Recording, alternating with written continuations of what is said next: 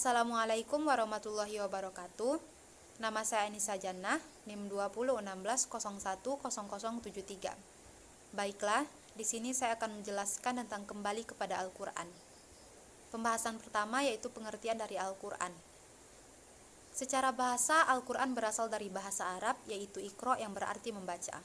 Dan secara istilah, Al-Quran ialah lafaz atau kalam Allah yang berbahasa Arab yang diturunkan kepada Nabi Muhammad SAW secara mutawatir dengan perantara malaikat Jibril, dan ditulis di dalam mushaf-mushaf dan mengandung mukjizat serta bernilai ibadah bagi para pembacanya, yang diawali dengan surah Al-Fatihah dan diakhiri dengan surah An-Nas. Al-Quran menempati kedudukan sebagai sumber utama dan pertama dalam rangka menyelesaikan permasalahan umat Islam.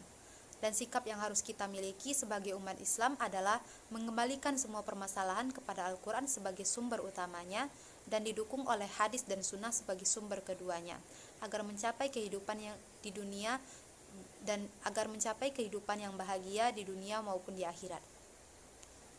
Tujuan dan fungsi dari Al-Quran ini terbagi menjadi 3. Yang pertama yaitu Al-Quran sebagai petunjuk bagi manusia yang mengarahkan manusia kepada tujuan hidup yang jelas di dalam hidup dan kehidupannya.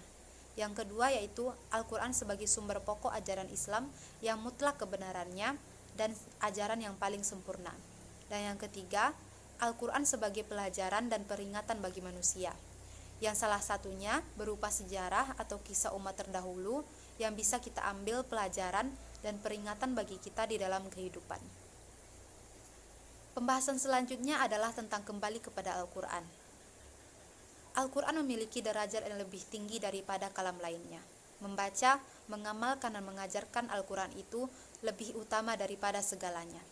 Dan Al-Quran merupakan kitab yang keautentikannya sudah dijamin oleh Allah Subhanahu wa Ta'ala, dan ia merupakan kitab yang selalu dipelihara. Begitulah Allah menjelaskan tentang itu. Kembali kepada Al-Quran ini adalah sebuah kata yang tepat jika diletakkan kepada konsep dan pemahaman yang tepat. Dan kembali kepada Al-Quran adalah kembali kepada semangat yang diusung oleh Al-Quran dan hadis.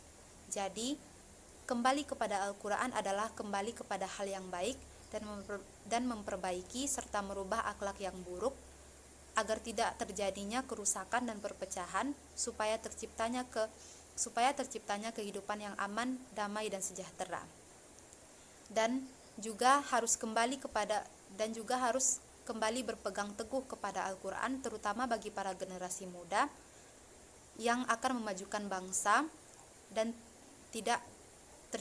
agar tidak terjadinya sebuah penyimpangan. Mungkin hanya itu yang dapat saya sampaikan. Jika ada kata yang salah, mohon dimaafkan. Wassalamualaikum warahmatullahi wabarakatuh. Assalamualaikum warahmatullahi wabarakatuh. Baiklah, di sini saya Bayi Ferdiansyah akan melanjutkan penjelasan dari teman-teman saya, yakni dalil tentang kembali kepada Al-Quran.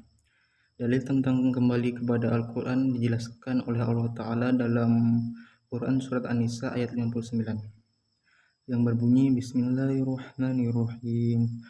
فَإِنْ تَنَازَعْتُمْ فِي شَيْءٍ فَرُدُّوهُ إِلَى اللَّهِ وَرَسُولِهِ إِنْ كُنْتُمْ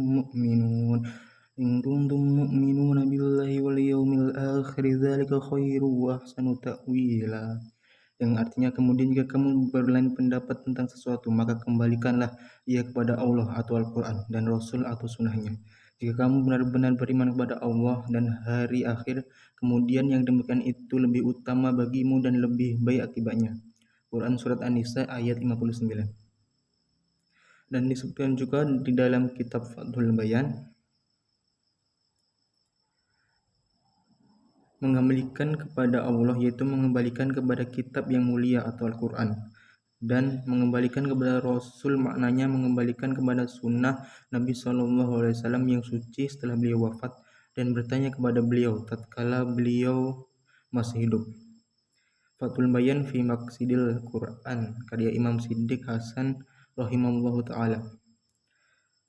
Syekhul Islam Ibnu Taimiyah pernah mengatakan, dan barang siapa mengajakmu kepada selain akhbaron dan ahdatsana, maka orang tadi telah mengajakmu kepada khayalan kaum sufi atau analoginya kaum filosof atau pendapat pribadi.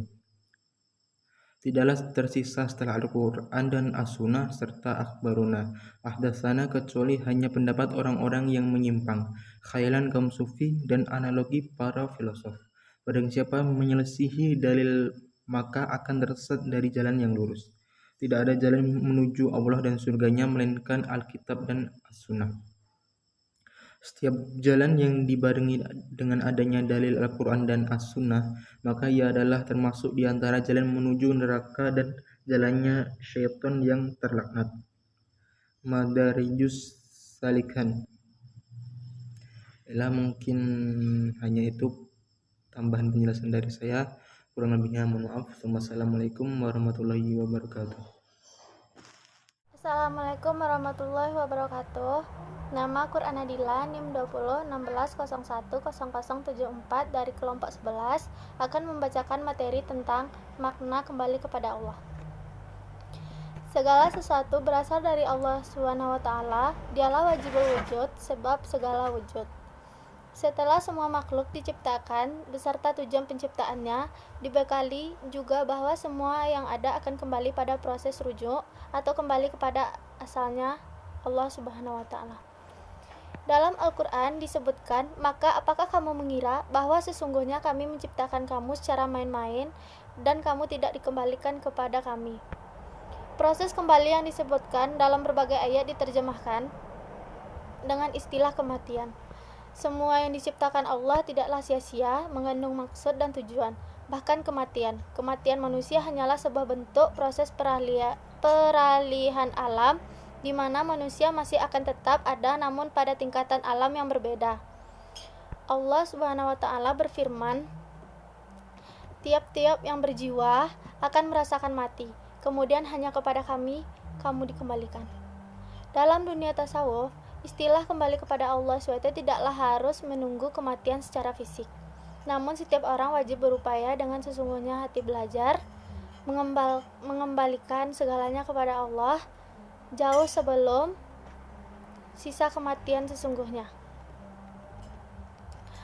Beruntunglah orang yang mau dan mampu melaksanakan pengembalian dirinya kepada Allah Subhanahu wa Ta'ala sebelum benar-benar merasakan sakaratul maut. Baginda Rasulullah Shallallahu Alaihi Wasallam bersabda, matilah kalian sebelum kalian dimatikan. Hadis di atas tidak bermakna kita harus melakukan bunuh diri atau perbuatan yang mengantarkan kepada kematian. Akan tetapi bermakna untuk belajar mengekang hawa nafsu dan segala hal yang tercela dalam diri sehingga jiwa tidak hawa nafsu. Mayat yang terbujur kaku dan tidak bisa berbuat apapun adalah gambaran hawa nafsu yang dikendalikan. Baiklah, sekian materi dari saya. Assalamualaikum warahmatullahi wabarakatuh. Bismillahirrahmanirrahim. Assalamualaikum warahmatullahi wabarakatuh.